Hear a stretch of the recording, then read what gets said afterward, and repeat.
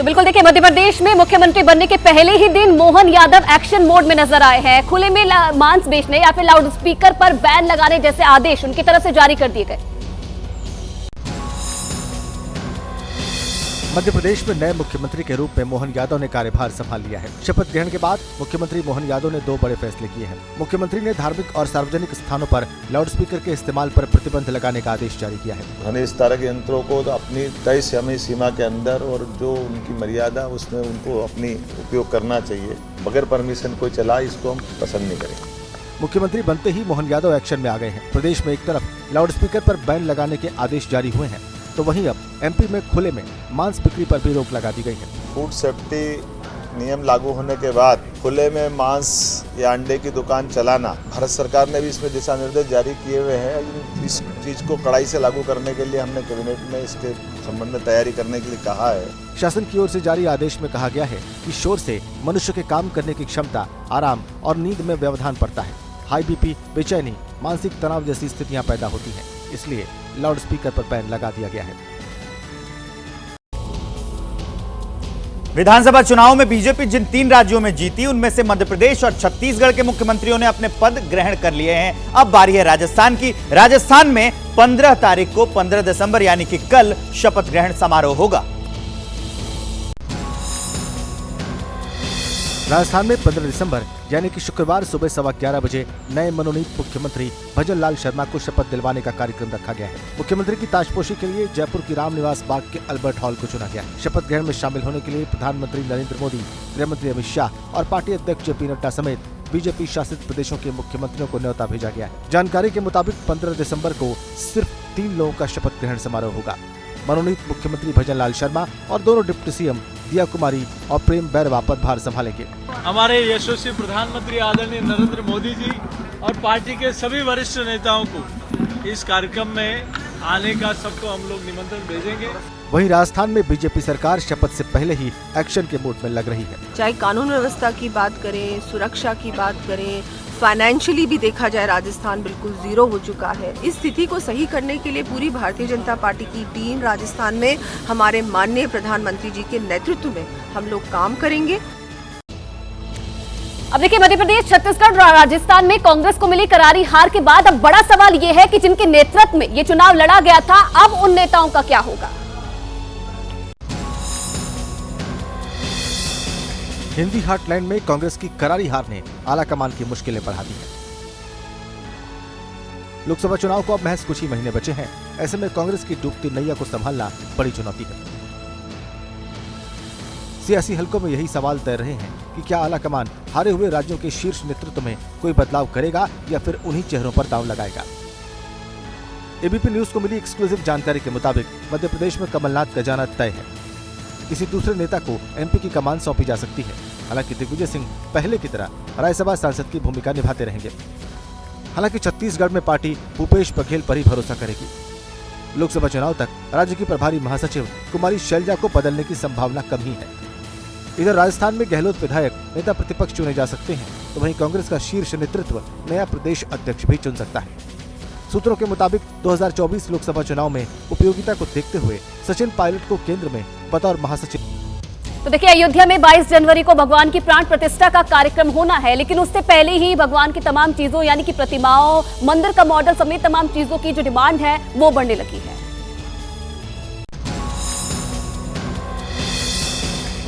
UP समेत पूरे देश में इस वक्त सिर्फ एक ही चर्चा है, वो है प्रभु श्री राम के पावन धाम के निर्माण की।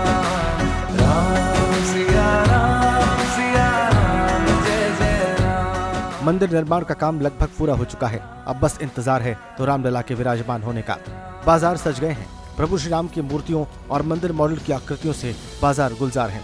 लहराती विजय पताकाएं प्रभु राम के आने का पावन संदेश दे रही हैं।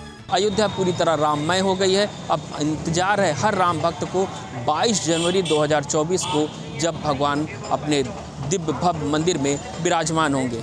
इधर अयोध्या में बन रहे इंटरनेशनल एयरपोर्ट में भी तेजी से विकास का काम हो रहा है। दीवारों पर मंदिर की तरह नक्काशी का काम चल रहा है। प्रभु श्री राम के चलचित्रों से एयरपोर्ट को खूबसूरत और भव्य बनाया जा रहा है। माना जा रहा है कि जल्दी ही इस इंटरनेशनल हवाई अड्डे पर फ्लाइट्स आना जाना शुरू हो जाएंगी। अयोध्या वासियों के साथ साथ देश भर से आने वाले पर्यटकों के लिए ये एक सुखद अनुभव होने वाला है।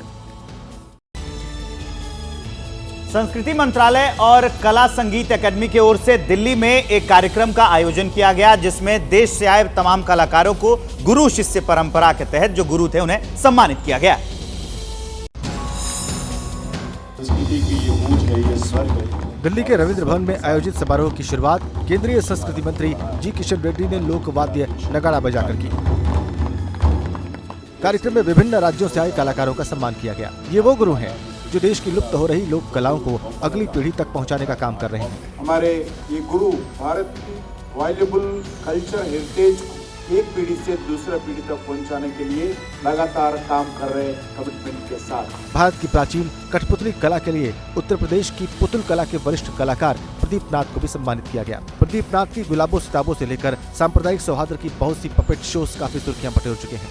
ये कार्य तभी पूरा हो सकता है जब एक पीढ़ी से दूसरी पीढ़ी में शिक्षण और प्रशिक्षण के माध्यम से उसका हस्तांतरण किया जाए, और ये हस्तांतरण की प्रक्रिया निरंतर होनी चाहिए। गुरु शिष्य परंपरा के तहत संगीत नाटक अकादमी द्वारा 29 राज्यों में 70 से अधिक ऐसे नए प्रशिक्षण कार्यक्रम शुरू किए गए। एनसीपी अध्यक्ष शरद पवार ने गृह मंत्री अमित शाह से मांगा मिलने का समय। अयोध्या में सरयू नदी में चलेगी आधुनिक सुविधाओं से लैस वाटर मेट्रो। अयोध्या के लिए दिल्ली से उड़ान भरेगी इंडिगो की फ्लाइट। 30 दिसंबर को दिल्ली, 11 जनवरी से अहमदाबाद टू अयोध्या के लिए उड़ान सेवा की शुरुआत। बेंगलुरु में कडिल काई पैरिश उत्सव की धूम, श्रद्धालुओं ने डोडा गणपति मंदिर में किए दर्शन। मुंबई में इंडियन नेवी की retreat ceremony, gateway of India पर नेवी अफसरों ने परेड की। असम में अचानक बदला मौसम, डिब्रूगढ़ में बारिश के साथ जमकर ओलावृष्टि। पूर्वी सिक्किम में बर्फबारी से बढ़ी मुश्किल, सेना के जवानों ने बर्फ में फंसे 800 लोगों को बचाया। महादेव ऐप को लेकर बीजेपी का दावा, आने वाले समय में कई और बड़े चेहरे होंगे बेनकाब। इलाहाबाद यूनिवर्सिटी के हॉस्टल में धमाका, हादसे में 2 छात्र जख्मी, कमरा नंबर 68 में फटा बम। आसनसोल में टीएमसी के पूर्व विधायक सोहराब अली और व्यापारी सैयद इम्तियाज के ठिकानों पर आईटी की रेड। चंडीगढ़ में पुलिस ने शूटर करणजीत सिंह को मुठभेड़ में किया गिरफ्तार, पैर में लगी गोली। पंजाब के लुधियाना मुठभेड़ में गैंगस्टर सुखदेव सिर्फ उर्फ बिक्की ढेर कई मामलों में था वांटेड। नागपुर में अमदाई खदान में नक्सलियों ने आईडी विस्फोट कर जवानों पर फायरिंग की। नक्सलियों के हमले में सीएएफ का एक जवान शहीद, दूसरा गंभीर रूप से जख्मी। पश्चिम बंगाल में बर्दवान स्टेशन पर गिरी पानी की टंकी, हादसे में 3 यात्रियों की मौत। मुंबई के लोकमान्य तिलक रेलवे स्टेशन पर बनी कैंटीन में लगी भीषण आग, रेलवे परिसर को पहुंचा भारी नुकसान।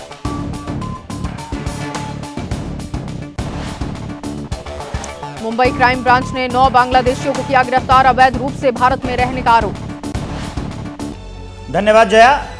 जो संसद की सुरक्षा में चूक हुई उसको लेकर गृह मंत्रालय ने एक कमेटी बना दी है। उसके अलावा दिल्ली पुलिस की स्पेशल सेल आरोपियों से पूछताछ लगातार कर रही है। लेकिन इसी बीच विपक्षी गठबंधन की बैठक होने वाली है, तो उम्मीद है कि विपक्ष संसद की सुरक्षा में जो चूक हुई है उस पर गृह मंत्री अमित शाह के बयान की मांग कर सकता है। सभा की कार्यवाही 2 बजे तक के लिए स्थगित की जाती है। ऊपर से नीचे आ गया, जंप करके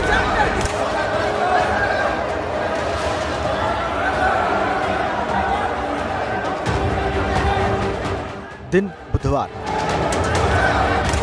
समय दोपहर 1 बजे। नई संसद में कार्यवाही चल रही थी। लोकसभा में मालदा उत्तर से बीजेपी सांसद खगेन मुर्मू अपनी बात रख रहे थे, तभी अचानक तेज आवाज आई। सभा की कार्यवाही 2 बजे तक के लिए स्थगित की जाती है। सदन के भीतर हलचल मच गई। सांसद भौचक्के थे कि आखिर सदन में क्या हो रहा है। इतनी देर में देखते देखते पीले रंग का धुआं सदन में फैलने लगा। सदन में अफरा तफरी मच गई। एक शख्स सदन में नारेबाजी करने लगा। कुछ सांसदों ने सदन में दोनों युवकों को काबू किया।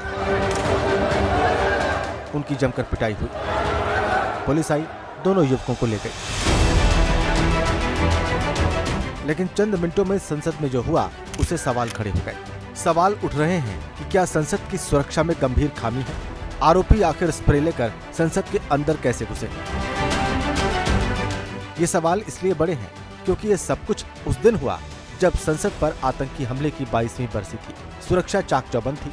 इतना ही नहीं, आतंकी गुरपतवंत सिंह पन्नू ने संसद पर हमले की धमकी दी थी। इसके बाद दिल्ली पुलिस अलर्ट पर थी। ऐसी सुरक्षा के बीच आखिर कैसे दो लोग स्प्रे लेकर संसद में घुस गए? कैसे इन लोगों ने 5 लेयर सुरक्षा को तोड़ा और लोकसभा में हंगामा किया? यही सवाल अब बार बार उठ रहे हैं। सबसे बड़े मुद्दा यह है कि सुरक्षा व्यवस्था में हमारी बड़ी चूक हुई। 150 से ज्यादा रिक्त पद अभी भी फिलअप करना बाकी है। शायद नया सदन चालू करने समय ध्यान नहीं दिया गया था। स्पीकर साहब ने कहा कि हम उच्च स्तरीय जांच कराएंगे। मैंने ये मुद्दा रेज किया था 22 सितंबर को, जब राज्यसभा चेंबर में विजिटर्स गैलरी में इतनी तादाद में भीड़ आ रही थी और वहाँ पे पॉलिटिकल स्लोगनेयरिंग हुई थी। मैंने कहा था ये चेक करना चाहिए कि कौन से एमपी के कार्ड पे ये लोग आ रहे हैं। ये उनका पास से उनका इंटरोगेशन चेक करना चाहिए इमीडिएटली। अमित शाह को घर उनका रिस्पॉन्सिबिलिटी लेना चाहिए। अब पार्लियामेंट में सिक्योरिटी नहीं है तो देश का सिक्योरिटी कैसे रहेगा, आप बोलिए ना। लोकसभा अध्यक्ष इस मामले में सर्वदलीय बैठक कर चुके हैं, लेकिन सुरक्षा को लेकर सवाल थम नहीं रहे। ये तय है कि विपक्ष आज इस मुद्दे को संसद में फिर जोर शोर से उठाएगा। सुबह 10 बजे संसद में इंडिया गठबंधन के नेताओं की बैठक होगी। बैठक में विपक्ष आगे की रणनीति बनाएगा। विपक्षी नेताओं का डेलीगेशन आज इस मुद्दे पर राष्ट्रपति से मुलाकात भी कर सकता है। विपक्ष आज दोनों सदनों में गृह मंत्री अमित शाह के बयान की मांग भी कर सकता है। सवाल सांसदों की सुरक्षा का है, लिहाजा विपक्ष इस मुद्दे पर सरकार को घेरने की पूरी तैयारी कर रहा है। उन्होंने अपने जूते में से कोई चीज निकाली जिससे पूरी पार्लियामेंट के अंदर गैस फैलना शुरू हो गई। लेकिन जितना बड़ा सिक्योरिटी लैप्स हुआ है, जूते में तो कोई छोटा बम भी ला सकता था। जूते के अंदर वो केन कैसे चला गया? ये सारे सवाल हैं जिस पर सरकार को खुले मन से तहकीकात तुरंत करके स्वीकारिए कि चूक हुई है और उसके बाद उस स्वीकार्यता के बाद आगे के स्टेप्स लीजिए। संसद सुरक्षित नहीं है। गनीमत है कि उनके पाँव में जो उन्होंने गैस लेके गए थे, जहरीली गैस नहीं थी, वरना तो सांसदों की जिंदगी खतरे में पड़ जाती। गनीमत है कि विपक्ष के अगर किसी एमपी ने पास बनाया होता तो बहुत तमाशा हो जाता। वो तो भाजपा के सांसद के गेस्ट थे। वो संसद की सुरक्षा में सेंध लगाकर दहलाने वाली इस घटना की जांच शुरू हो गई है। घटना की जांच के लिए कमेटी बनाई गई है। डीजी सीआरपीएफ की अध्यक्षता में कमेटी बनाई गई है।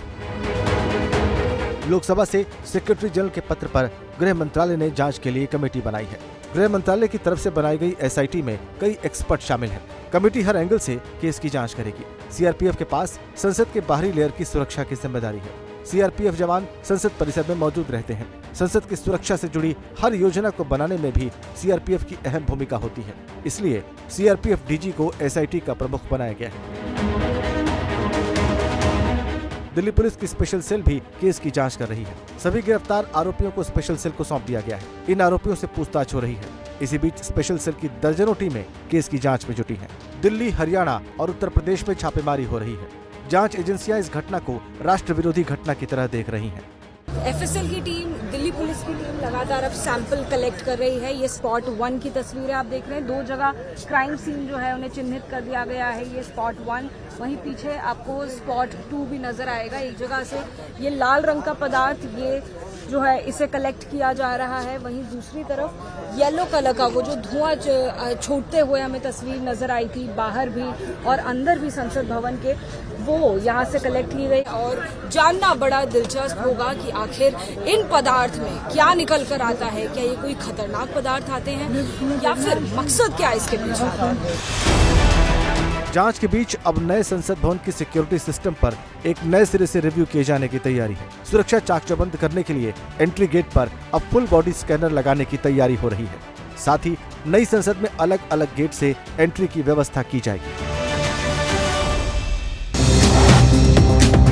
संसद के शीतकालीन सत्र का आज 9वां दिन। सुरक्षा में हुई चूक को लेकर संसद में हंगामे के पूरे आसार। संसद की सुरक्षा से खिलवाड़ करने वाले चारों आरोपी सागर शर्मा, मनोरंजन, अमोल शिंदे और नीलम गिरफ्तार। आतंकी हमले की बरसी पर संसद की सुरक्षा में बड़ी चूक, दिल्ली पुलिस की स्पेशल सेल को जांच सौंपी गई। स्मोक अटैक की साजिश में 6 लोग थे शामिल, 2 सदन के अंदर जबकि 2 परिसर से गिरफ्तार। वहीं एक को पुलिस ने घर से दबोचा, छठे की तलाश जारी। मैसूर से बीजेपी सांसद प्रताप सिम्हा के पास के जरिए संसद में घुसे थे स्मोक अटैक के आरोपी। संसद की सुरक्षा मंत्रालय में गृह मंत्रालय ने दिए जांच के आदेश। डीजी सीआरपीएफ की अध्यक्षता में बनाई गई जांच कमेटी। सुरक्षा में चूक के बाद पब्लिक गैलरी के लिए अगले आदेश तक पास जारी करने पर लगा है रोक। राजस्थान में 15 दिसंबर को मनोनीत मुख्यमंत्री शपथ लेंगे। समारोह में शामिल होने के लिए पीएम मोदी को मिला न्योता। शपथ ग्रहण को भव्य बनाने के लिए जयपुर में जोरों पर तैयारी। नड्डा, शाह सहित सभी बीजेपी शासित राज्यों के सीएम होंगे शामिल। छत्तीसगढ़ सरकार की पहली कैबिनेट मीटिंग आज। सीएम विष्णुदेव साय दे सकते हैं 18 लाख पीएम आवासों को मंजूरी। सीएम बनते ही मोहन यादव का बड़ा फैसला। एमपी में धार्मिक स्थलों पर लाउड स्पीकर बैन।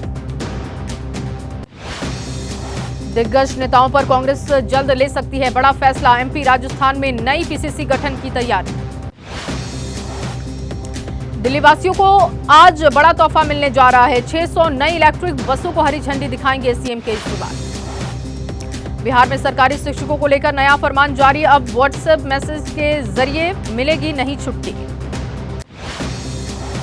विश्व कप में शानदार प्रदर्शन करने वाले तेज गेंदबाज मोहम्मद शमी को अर्जुन पुरस्कार के लिए नॉमिनेट किया गया। देखिए, संसद में सुरक्षा को लेकर राजनीति भी तेज हो गई है। जो लापरवाही हुई है, आरजेडी नेता शिवानंद तिवारी का बड़ा बयान सामने आया है। ये बहुत बड़ा अपराध नहीं है, शिवानंद का ये कहना है। देश के नौजवानों की हालत खराब है, इस कारण ये घटना हो रही है। लड़की के पास कई तरह की डिग्री है, उसे नौकरी नहीं मिल रही थी और इसी तरह ये प्रदर्शन किया गया है। ये अब प्रतिक्रिया सामने आई है। कल जिस तरीके से बड़ी लापरवाही देखने को मिली संसद की सुरक्षा को लेकर, इस पर अब राजनीति शुरू हो गई है। आरजेडी नेता शिवानंद तिवारी का बड़ा बयान इसे लेकर सामने आया है।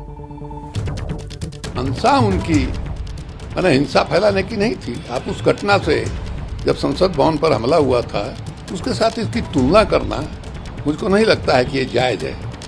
वो लोग तो बिल्कुल हिंसक ढंग से आक्रमण करने के लिए आए थे। ये तो संजोग है कि मान लीजिए संसद भवन के अंदर जहाँ सदन की कार्यवाही चलती है वहाँ तक ये लोग नहीं पहुँचे, नहीं तो पता नहीं क्या होता। तो सुरक्षा बलों की बहादुरी है, उन लोगों ने अपनी शहादत दे करके एक बड़ी घटना को रोका। तो उसके साथ इसकी तुलना जो है हम इसको सही नहीं मानते। तो देखिए, संसद की सुरक्षा में लापरवाही के मामले में पुलिस ने 4 आरोपियों को गिरफ्तार किया है। गुरुग्राम में विकी शर्मा को भी पकड़ा गया है। इन सभी से पूछताछ हो रही है। ये सभी आरोपी अलग अलग प्रदेशों के रहने वाले हैं। पुलिस के मुताबिक सभी आरोपी ऑनलाइन जुड़े हुए थे।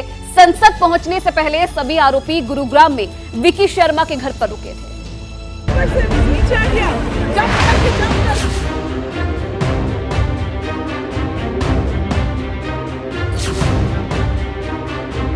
सागर, मनोरंजन, अमोल, नीलम, विक्की, ललित, सिक्योरिटी ब्रेक कर संसद को धुआं करने वाली साजिश के यही वो 6 किरदार हैं।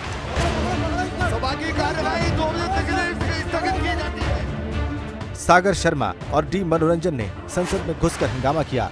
वहीं अमोल शिंदे और नीलम ने संसद के बाहर नारेबाजी और प्रदर्शन किया। पुलिस ने इन 4 को गिरफ्तार कर लिया है। गिरफ्तार आरोपियों में सागर शर्मा लखनऊ का रहने वाला है। 3 महीने से सागर ई रिक्शा चला रहा था। इससे पहले वो बेंगलुरु में रहता था। सागर एक प्रदर्शन में शामिल होने की बात कहकर घर से दिल्ली आया था। अभी 2 दिन तो हुआ है उसको, हमें पता भी नहीं था कि ऐसा कुछ हो जाएगा। बोलकर गया था कि मैं दोस्तों के साथ जा रहा हूँ, तो अभी कुछ काम है उनके साथ, तो इसीलिए जा रहा हूँ। यही धरना प्रदर्शन के लिए गया। हाँ, वो मम्मी से कह रहा था, तो वही मैंने सुना था। वैसे मैंने कौन गया था ये बताया? मुझे ये नहीं बताया, यही बताया कि अकेले गया, अकेले ही तो गया, मुझे ये सब नहीं पता। इस सनसनीखेज घटना का दूसरा किरदार डी मनोरंजन कर्नाटक के मैसूरू का रहने वाला है। मनोरंजन ने ही संसद में घुसने के लिए पास का इंतजाम किया था। मनोरंजन ने 2016 में बैचलर इन इंजीनियरिंग की पढ़ाई पूरी की थी। उसने दिल्ली और बेंगलुरु की कुछ कंपनियों में काम किया था। फिलहाल मनोरंजन परिवार के साथ खेती कर रहा था। किरदार नंबर 3 अमोल शिंदे महाराष्ट्र के लातूर के जरी गांव का रहने वाला है। ग्रेजुएशन तक पढ़ा अमोल पुलिस और सेना भर्ती परीक्षा की तैयारी के साथ मजदूरी करता था। 9 दिसंबर को अमोल दिल्ली में सेना भर्ती की बात कहकर घर से निकला था। अमोल शिंदे जो है ना, हमारे गांव का रहवासी है। उसकी पढ़ाई लिखाई हमारे गांव में हो गई है। सिद्धेश्वर विद्यालय में 12वीं तक उसकी पढ़ाई हुई है।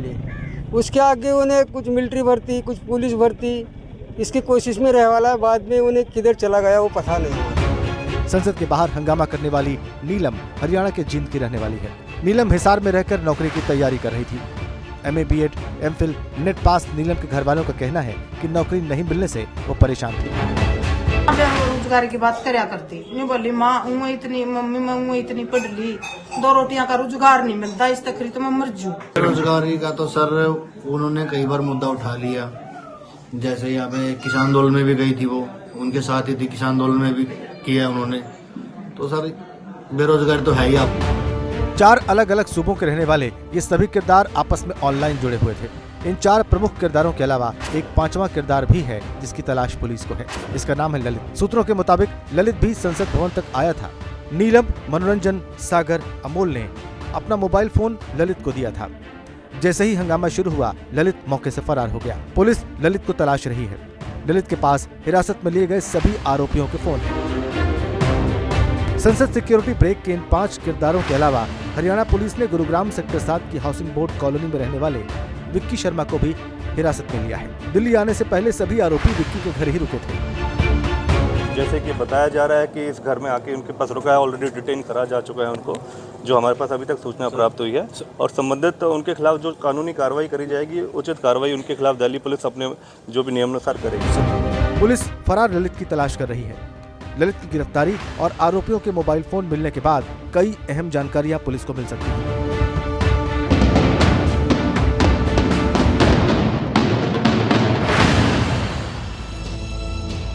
देखिए, श्री कृष्ण जन्मभूमि और शाही ईदगाह विवाद परिसर के सर्वे के लिए कोर्ट कमिश्नर की नियुक्ति की अर्जी पर आज हाई कोर्ट की तरफ से अपना फैसला सुनाया जाएगा। इससे पहले वाला जो जजमेंट था उसको रिजर्व रखा गया था।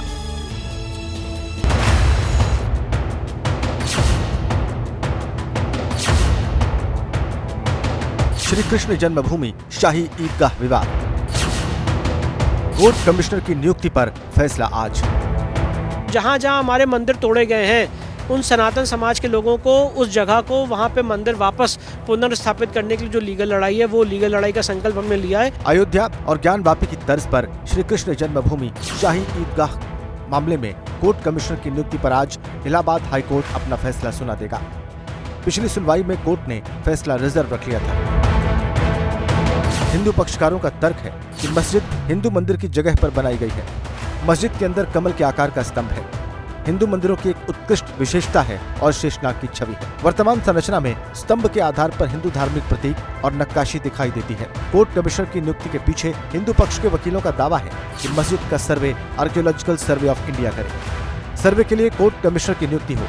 कोर्ट कमिश्नर वीडियोग्राफी और फोटोग्राफी करें। मस्जिद की सीढ़ियों से विग्रह निकालकर जन्मभूमि परिसर भेजा जाए। विग्रह दबे होने से हिंदू आस्था का अपमान हो रहा है। अयोध्या जन्मभूमि विवाद की तर्ज पर मथुरा विवाद का ट्रायल हो। हमारे 2 सूट हैं, सूट नंबर 3 और सूट नंबर 13। 3 नंबर सूट में जिसमें कि औरंगजेब विग्रह को ले गया था, उसके लिए हमने पुस्तकें दाखिल की हैं। ये आर्कोलॉजिकल सर्वे ऑफ इंडिया की किताब है, रिपोर्ट 1862, 63, 64। ये हमने सबमिट की न्यायालय में। न्यायालय के संज्ञान में इस किताब को लेकर के आए और हमारा कहना है कि जो विग्रह यहाँ से ले जाए गए थे वो आगरा की जामा मस्जिद की सीढ़ियों में लगे हैं, उन्हें वहाँ से निकाल करके जन्मभूमि परिसर भेजा जाए। इसके अलावा हमने औरंगजेब आर्कियोलॉजी भी हमने पेश की। ये फ्रैंकस गुटियर की किताब है, ये भी हमने पेश की। इसमें जिस तरह से विग्रह आप देख रहे होंगे कि विग्रह को किस तरह से दबाया जा रहा है, तो हमने ये भी पेश की है। और हमारा मानना है कि वहाँ से विग्रह निकाल करके मस्जिद मथुरा पहुंचे। आर्कोलॉजिकल सर्वे ऑफ इंडिया से सर्वे हो, एक एक्सपर्ट पैनल जाए वहां पर, पैनल उनका वहां की पूरी वीडियोग्राफी हो, फोटोग्राफी हो, दोनों स्थानों की हमने ये मांग की और आर्कोलॉजिकल सर्वे ऑफ इंडिया से सर्वे कराने की। अब श्री कृष्ण जन्मभूमि और शाही ईदगाह का असल विवाद भी समझ लीजिए। पूरा विवाद 13.37 एकड़ जमीन के मालिकाना हक पर है। इनमें से 10.9 एकड़ जमीन श्री कृष्ण जन्मभूमि के पास है। 2.5 एकड़ जमीन का मालिकाना हक शाही ईदगाह के पास है। हिंदू पक्ष ने पूरी जमीन श्री कृष्ण जन्मभूमि की बताई है। साथ ही शाही ईदगाह मस्जिद का निर्माण अवैध बताया है। हिंदू पक्षकारों का कहना है कि 1968 में जमीन को लेकर हुए समझौते का विरोध है। बहरहाल आज दोपहर 2 बजे के लगभग जस्टिस मयंक कुमार जैन की सिंगल बेंच कमिश्नर नियुक्त करने की अर्जी पर अपना फैसला सुना देगी। अगर हिंदू पक्ष की अर्जी कोर्ट में स्वीकार हो जाती है तो यकीनन शाही ईदगाह विवाद में ये उनकी बड़ी जीत होगी।